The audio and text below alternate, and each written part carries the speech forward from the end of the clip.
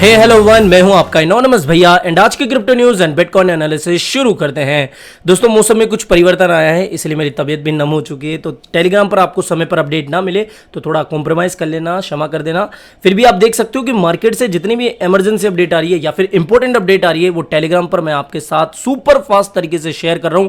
और अगर कोई त्राहिमाम वाली अपडेट आ गई, मान लो बिटकॉइन सडनली 14,000 15,000 के जोन में आ गया, तो ऐसी अपडेट मैं टेलीग्राम पर सबसे पहले आपके साथ शेयर करता हूं और सबसे पहले ये सारी अपडेट मेरे टेलीग्राम पर आपको देखने को मिल जाएगी। ठीक है, तो अब बात करते हैं हम बिटकॉइन के बारे में, फिर बात करेंगे हम मार्केट की काफी इंपॉर्टेंट अपडेट्स आई है उनके बारे में।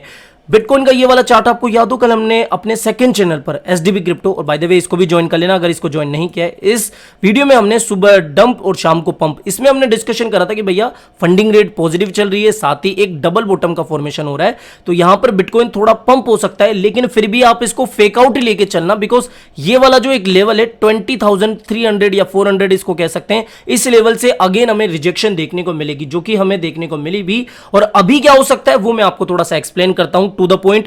यहां पर देखो राइजिंग वेज इसको हम बोल सकते हैं, तो बिटकॉइन एक राइजिंग वेज का फॉर्मेशन कर रहा है, और राइजिंग वेज चूंकि एक बियरिश पैटर्न होता है, तो मान लो अगर S&P 500 आज पॉजिटिव ओपन होती है, यूएस का मार्केट पॉजिटिव ओपन होता है और बिटकॉइन में हमें थोड़ा पंप देखने को मिलता है, तब भी हम इसी राइजिंग वेज के अंदर रहेंगे। ओके, और इसका ब्रेकडाउन होना ही है, और जैसे इसका ब्रेकडाउन होगा तो डेफिनेटली बिटकॉइन हमें अगेन 17 से 18,000 के जोन में अगेन देखने को मिल जाएगा। ठीक है, तो ये याद रखना कि आज की जो यूएस मार्केट की ओपनिंग है वो इंपॉर्टेंट रहेगी, और किस तरीके से बिटकॉइन उससे कोरिलेट करता है वो भी एक देखने वाली बात होगी। लेकिन फिर भी अभी तक तो मार्केट हमें बियरिश ही देखने को मिल रहा है। तो अभी मैं जो एक अच्छा खासा रेजिस्टेंस देख रहा हूं लगभग 23,000 के आसपास होगा, लगभग 22,000 से 23,000 का ये जो जोन है, ये एक अच्छा खासा हमारे लिए शॉर्ट का, या फिर यहां पर इसको एक अच्छी खासी रेजिस्टेंस मिल सकती है। 23,000 का ध्यान रख लेना बस। ओके, तो 23,000 तक भी अगर बिटकॉइन रेंगते ऊपर जाए तो भी यहां से अगेन इसके डंप करने के चांसेस बनेंगे, अगर मान लो इसका ऊपर की तरफ ब्रेकआउट हो जाता है। फिर भी मैक्सिमम टाइम ये नीचे की तरफ ही ब्रेक होता है, ऐसा मैंने अपने एक्सपीरियंस में देखा है। और वीकली टाइम फ्रेम पर जो बिटकॉइन है, वो जो कल की क्लोजिंग थी वो 20,000 के आसपास रही, तो अल्टीमेटली मैं अभी भी बिटकॉइन को काफी वीक देख रहा हूं, अभी भी बिटकॉइन के लगभग इस एरिया तक आने के चांसेस बन रहे हैं। ओके, अब बात करते हैं न्यूज अपडेट के बारे में। कल आपको याद हो मैंने टेलीग्राम पर आपके साथ एक न्यूज अपडेट शेयर करी थी कि बाइनेंस ने 1 लाख के लगभग या फिर 1 लाख से भी ज्यादा बिटकॉइन बाय करे थे। साथ ही मैंने कंफ्यूजन वाला एक इमोजी आपके साथ शेयर करा था। देखो, इसका सीधा सा मतलब है कि इसमें कुछ गड़बड़ी थी, और इसी से जुड़ी हुई मैंने लगभग 5:30 बजे के तकरीबन भी आपके साथ एक अपडेट शेयर करी थी। यहां पर आप देख सकते हो कि अभी कम्युनिटी में काफी मिसलीडिंग इंफॉर्मेशन स्प्रेड हो रही है, यानी कि फेक न्यूज अभी काफी फैल रही है। एक फेक न्यूज ये भी थी कि भैया 80,000 बिटकॉइन बाइनेंस ने सेल कर दिए, अपने जो कोल्ड वॉलेट है उससे निकाले और उन्होंने सेल कर दिए। ये वॉलेट है उनका, यहां पर आप देख सकते हो। तो जो 37,000 35,000 ये जो बिटकॉइन माइनस हुए ना, तो कम्युनिटी में ये मिसलीडिंग इंफॉर्मेशन फैली कि भैया बिटकॉइन ने ये सेल कर दिए, जिससे कि बिटकॉइन सडनली हमें मॉर्निंग में, आपको याद हो लगभग मैंने ये सारी अपडेट शेयर करी थी 3:30 बजे के आसपास, और इतना अर्ली मॉर्निंग में भी एक्टिव रहता हूँ। वैसे आज आपको कोई अपडेट नहीं दे पाया, क्षमा करिएगा क्योंकि तबियत में थोड़ी नमी है। तो यहां पर आप देख सकते हो कि काफी मिसलीडिंग इंफॉर्मेशन भी फैल रही है। और अभी ये जो अपडेट आई थी ना कि बाइनेंस ने 1 लाख बिटकॉइन बाय करे थे, मैंने मॉर्निंग में भी आपसे कहा था कि भैया कुछ ना कुछ गड़बड़ तो है, बिकॉज 1 लाख बिटकॉइन कोई छोटा मोटा नंबर नहीं होता है। 1 लाख बिटकॉइन से भैया बिटकॉइन लगभग 20-25% तक पंप कर सकता है अगर इससे ज्यादा की बाइंग होगी, और मार्केट में भी फिर पॉजिटिविटी फैलेगी। ठीक है, तो यहां पर 1 लाख बिटकॉइन की जो अपडेट थी उसमें गड़बड़ी थी, और वो गड़बड़ी की हमें अपडेट भी सीजे बाइनेंस ने दे दी कि another wrong article when Binance cold wallet increase it means more user deposit to Binance। इसका मतलब क्या है? इसका मतलब ये देखो, वॉलेट जो होते हैं ना, मैंने इसके ऊपर एक वीडियो बनाया हुआ है कि कोल्ड वॉलेट क्या होता है, हॉट वॉलेट क्या होता है। हॉट वॉलेट बोलते हैं अपन जो एक्सचेंजों के ऊपर हम अपने बीटीसी या फिर क्रिप्टो को रखते हैं। कोल्ड वॉलेट का मतलब होता है जो हार्डवेयर वॉलेट होते हैं, प्राइवेट वॉलेट होते हैं उनको। तो इसका मतलब ये है कि अभी जो यूजर्स हैं, जो बाइनेंस के यूजर्स हैं, वो ज्यादा डिपॉजिट कर रहे हैं, और एक्सचेंज के ऊपर जो डिपॉजिट हो रहे हैं बिटकॉइन, उन एक्सचेंज के वॉलेट से जो बिटकॉइन है उनको ट्रांसफर किया जा रहा है।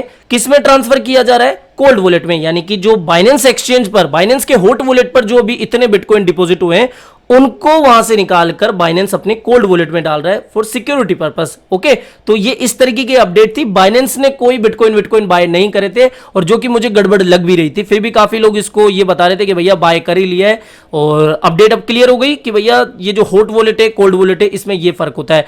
नेक्स्ट अपडेट की बात करें तो यहां पर Indian crypto Indian crypto market से जुड़ी हुई ये न्यूज है। Crypto investor face problem with P2P transaction. आपको पता है कि यूपीआई वगैरह भी सस्पेंड होकर रखे हैं, यूपीआई से आप एक्सचेंजों के ऊपर डिपॉजिट वगैरह नहीं कर सकते हो। तो यहां पर काफी लोग अभी P2P ट्राई कर रहे हैं, और मैंने भी कल कमेंट सेक्शन में देखा कि कुछ लोग बोल रहे थे कि भैया P2P नहीं हो रहा है, प्रॉब्लम आ रही है। और अभी क्या हो रहा है कि एक तो डिले हो रहा है ट्रांजेक्शन में, साथ ही उनको कस्टमर केयर से सपोर्ट नहीं मिल पा रहा है, और सबसे इंपॉर्टेंट बात यह कि यहां पर स्कैम होने के चांसेस भी ज्यादा होते हैं। जो बेचारे नए लोग होते हैं उनके साथ तो काफी ठगी हो जाती है, बिकॉज जो स्कैमर्स होते हैं वो नए नए तरीके से स्कैम करते हैं। लाइक मेरे दोस्त के साथ भी एक बार स्कैम हुआ है इसी तरीके से। मैंने अपने प्लेलिस्ट में, इसी चैनल की प्लेलिस्ट में जो P2P स्कैम है उसके बारे में भी वीडियो बनाया है, तो उसको जाके देख लेना, आपको पता लग जाएगा कि P2P में किस तरीके से स्कैमिंग हो सकती है। ठीक है, तो यहां पर इंडियन यूजर्स को भी काफी समस्याओं का सामना करना पड़ रहा है P2P में। नेक्स्ट अपडेट की बात करें तो यहां पर एक और एनालिस्ट है, एक और बड़े प्लेयर है, उन्होंने बोला है कि भैया बिटकॉइन जो है इस समय डेड कैट बाउंस हमें दिखा रहा है, जो कि मैंने भी आपसे कल कहा था कि ये एक डेड कैट बाउंस साबित हो सकता है या फिर फेक पंप हमें देखने को मिल सकता है। ओके, और वही चीजें ये सभी लोग अभी बता रहे हैं। नेक्स्ट अपडेट की बात करें तो ये भी इंपॉर्टेंट है। Solana DeFi platform vote to control whale account in bid to avoid liquidation. यानी कि अभी जो सोलाना का जो लेंडर प्रोटोकॉल है, जो DeFi प्लेटफॉर्म है सोलेंड, वो भी लिक्विडेशन की कगार पे है।